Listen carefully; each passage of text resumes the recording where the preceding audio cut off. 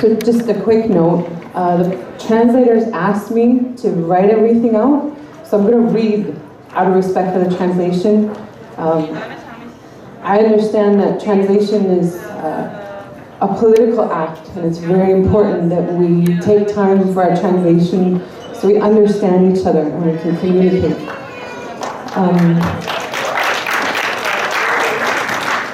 So good evening. My name is Heather Milton Lightening. I'm from the Treaty 4 territory, located in southern Saskatchewan, Manitoba, and Alberta. I am descended from 4 nations, Cree, Ojibwe, Blackfoot, and Dakota. I'm part Welsh too. Beside me are pictures of actions, both present day and historically, by our peoples in North America, or Turtle Island, as many of our peoples refer to the land. I wanted to take a moment also to recognize the land here, to acknowledge the ancestors that are buried here and the life that exists in this place. I am the co-director of the Indigenous Tarsands campaign based out of Polaris Institute. Our work has focused since 2007 on supporting First Nations at the source of the Tarsands development in northern Alberta, Canada, which is Treaty Area 8 and 6. However, tonight I wanted to talk about civil disobedience and how that relates to First Nations or Indigenous people. I might start by looking at the definition of civil disobedience and how that relates to Indigenous people specifically within the borders of the state we know as Canada. According to dictionary.com, civil disobedience is defined as the refusal to obey a law out of a belief that the law is morally wrong. So maybe we could just think about that definition for a moment. Now, I wanted to try my best to frame this properly so you can hopefully leave with some understanding of our peoples and our relationship to the state. However, I can't start this story without beginning at the beginning. Canada as a state is only 148 years old and is relatively young. However, the relationship with the settlers predates Canada through the first Vikings visiting our eastern shores, then the fur traders and the explorers traveling our homelands in the east. Since the beginning, our relationship has been a difficult one. It is hard to shorten this story, however, I will try. In the period of time since the founding of Canada, the state has tried all it can to assimilate our people into the culture of European settlers in the name of civility and the church as well. Through the Indian Act policies, illegal land grabs, forced relocation, the first known forms of biological warfare, the smallpox blankets, the reserve system, and residential schools with all the horrors, including starvation, testing, sterilization, physical and sexual abuse. The list of state travesties is very long. However, this is not what I wanted to focus on.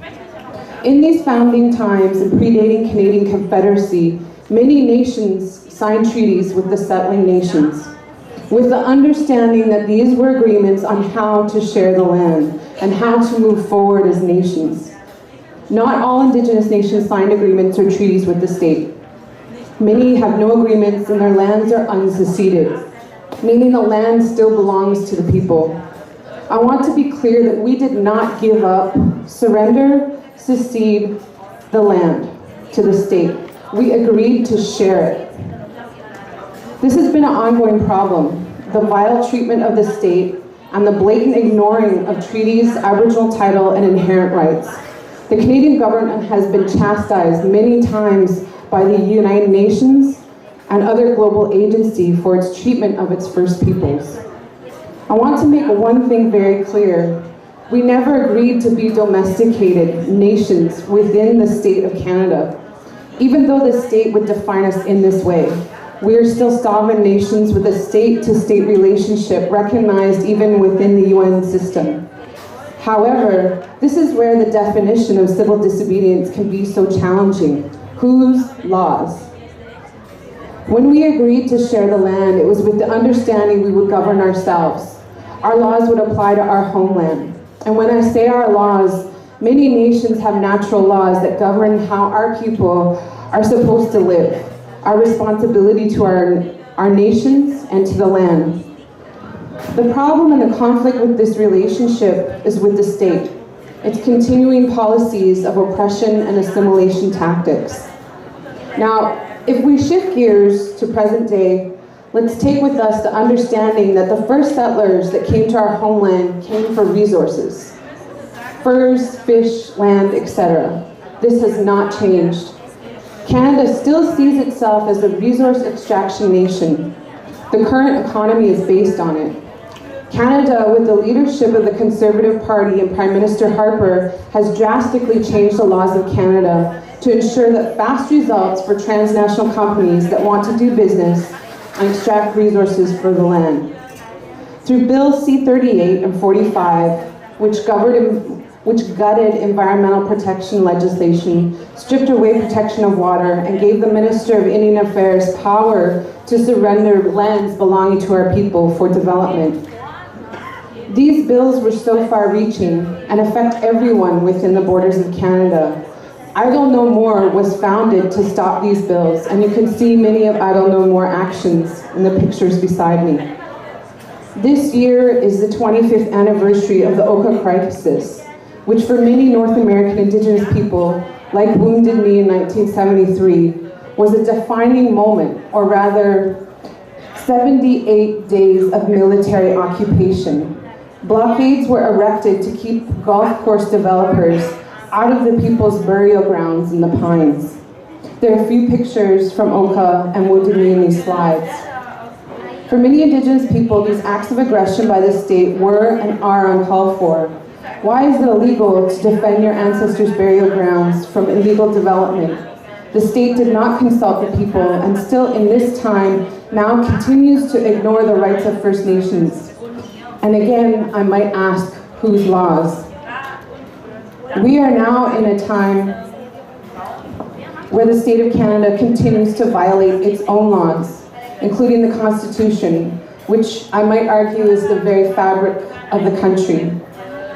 Many struggles, from the anti-fracking battle in Elsipogtog, the anti-logging in Grassy Narrows, which, by the way, is the longest-standing roadblock in Canadian history, which was founded by young Anishinaabe women, to the Tarsands, are all situations with the government, where the Canadian government did not do its due diligence legally.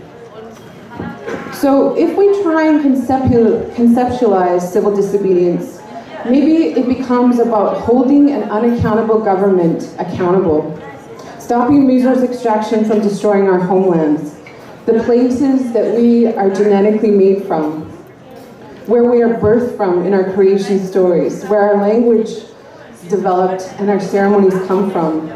The land has an immeasurable value to our people. If you talk with any land defender, they will tell you they're not breaking any laws, but upholding their responsibility as Indigenous people to protect the land, the water, and everything that exists on the land for future generations, which again is enshrined in our natural laws.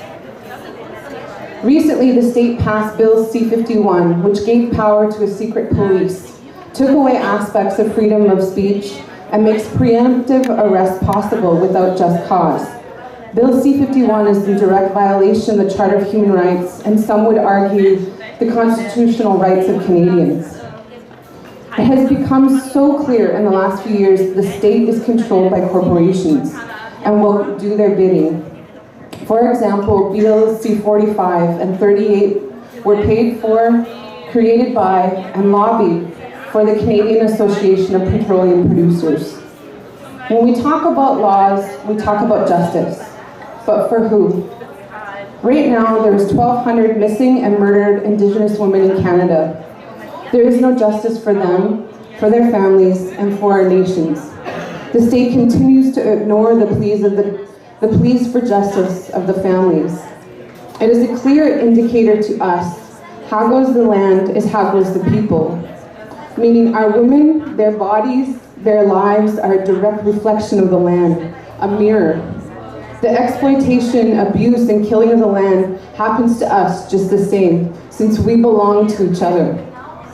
I know there is a lot to talk about in terms of civil disobedience and direct action.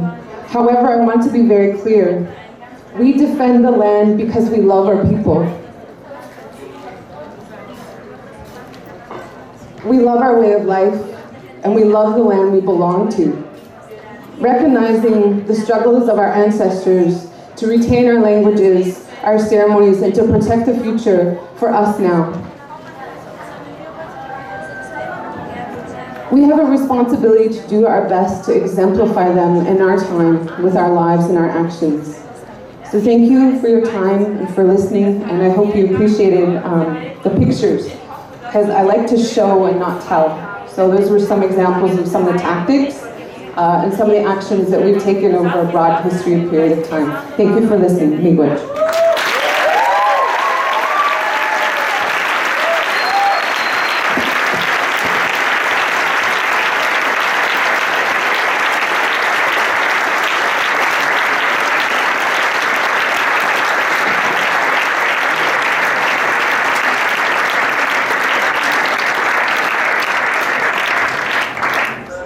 A question for Heather. I just wanted to ask about whether within your movement there had been kind of attempts to connect with non-Indigenous Canadians, how your strategy is for yeah. I don't know if you noticed on the slides, but there was a couple people that were standing there holding signs that said, "Settlers in solidarity with Idle No More." I want to be really honest, I'm really young in comparison to all the elders and all the people that have passed away that continue this struggle. So these are generations upon generations, and speaking at these kind of events, I have to try and remember that. So in saying that, in Canada and the US, we've been really trying to build and think about, like you were saying, a utopia. What it would look like if the treaties and the agreements that the British Crown signed with our people and the wampum belts were upheld. What would that look like? What would that vision look like? Because originally we agreed to share the land with the settlers. We understood that people came to Canada because of religious persecution, because of poverty, because they were seeking a better life. We understood that. But seeking a better life doesn't mean oppressing Indigenous people in order to get to that point. So the state is still doing that, and we've built relationships with migrant and immigrant communities that are coming to Canada. We've built relationships with generations of settlers, and particularly young people that are really thinking about what environmental justice means, what justice means, what being a good Canadian means. To context it a little bit differently, I'm a treaty rights and title holder in Canada. I come from Treaty 4. I represent the ancestors that signed those agreements. But Canadians are beneficiaries of those treaties. They benefit from the land, they benefit from the water, they benefit from everything that exists on and above that land. And because of that, there needs to be equality in how that relationship looks moving forward. And so we've worked for the past 25 years to build education programs, to build trainings, to build networks, particularly in urban areas of solidarity or allyship, whatever word you want to use, where if a community like Onastoten in northern BC calls for Day of Action, you'll see actions happen all across the country, not just by Indigenous people, but immigrant and migrant communities and settlers, all together supporting these communities. So it's not without its problems. You know, we have hundreds of years of colonialism to undo as Indigenous people. But settlers, they have to deal with that colonialism too. Same with the migrant and immigrant communities that come to Canada. So it's this process of resurgence and taking back what belongs to us and trying to figure out ways to have an equitable relationship. And that doesn't just mean in terms of like me to you, but also equitable relationship in terms of the land and how we live with the land, and understanding that as settlers, there's a sacred relationship to the land. And that Indigenous people, we're willing to work towards whatever utopia that is, because different communities have a different understanding because of their sovereignty about what that looks like. So there's been years and years of work put into these networks to build better Canadian people, better Canadian civilians who respect treaties, who respect Indigenous people, who know the history, because it's not taught to Canadian people in a respectful way. I think the last thing that I would say, in terms of your questions around movement building, the Tarsands is a really good example in Northern Alberta. 10 years ago, there was one family from Fort Chipewyan, or the Athabasca Chipewyan First Nation, one family. They were the only ones that were publicly willing to say that they were against the Tarsands, to shut it down.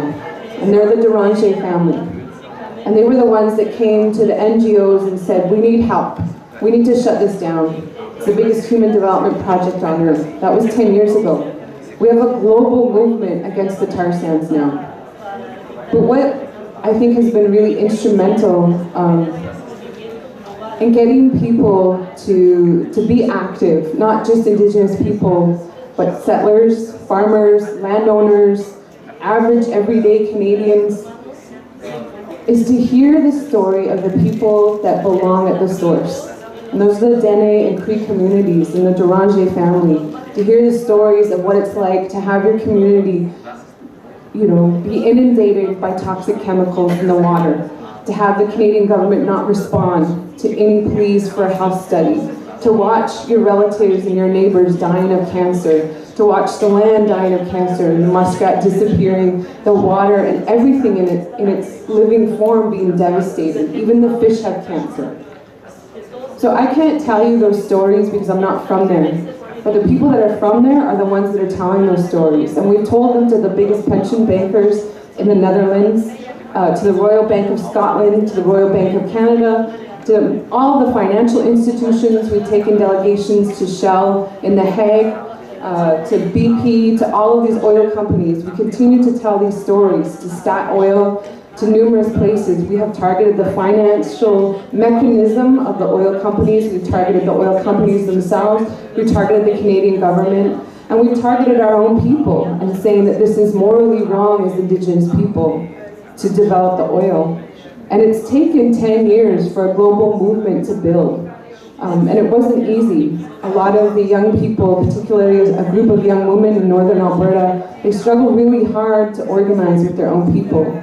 Because again, like you were saying, the companies, they come into our communities, they'll buy schools, they'll fund education programs, they'll fund powwows and culture activities, they'll fund our awards, they'll give money left and right. When we went to Statoil said, we hire the most Indigenous people of all the companies. We treat First Nations the best. We have good relationships with them. That's how they responded when we told them they were violating treaty rights. The thing that they don't understand is that, the due diligence is on the Canadian government to consult. So, we have been really effective at getting community members to tell these stories all across the globe. We had actions at the climate negotiations in Denmark. A part of the Tarsands delegation was a part of Reclaim Power. We look at every mechanism, including the social forums, every angle that we can to tell these stories, not only in the media, but to groups like yourselves, right? And that's the way this has worked, because that story from the people from these communities is super powerful. I mean, who could tell a 10-year-old from a community where they're going to frack that this is a good idea? When she says, all I want to do is protect my land. You can't say anything to that. Even the CEOs can't say anything to a 10-year-old or to an elder who asks you, why are you destroying my subsistence fishing? So what I would say is dig your heels in, figure out a way to tell the story in a way that moves people in their heart. Because that's the way that we've been really effective. And to be really patient. Our people understand that things take time, decisions take time to make, movements take time to build. But, If we can go in 10 years from one family publicly saying no to a global movement, I wish you all a success.